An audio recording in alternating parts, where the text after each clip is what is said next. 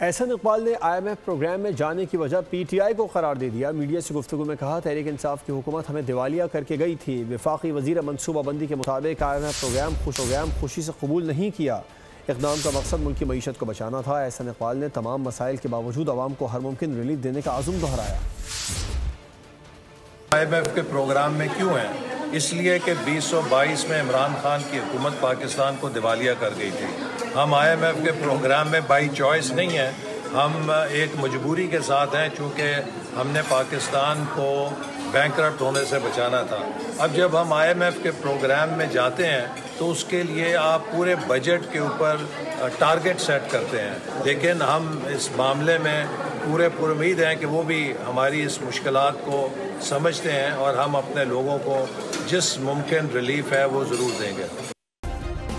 Subscribe کریں اور بیل دبائیں تاکہ کوئی خبر رہ نہ جائے۔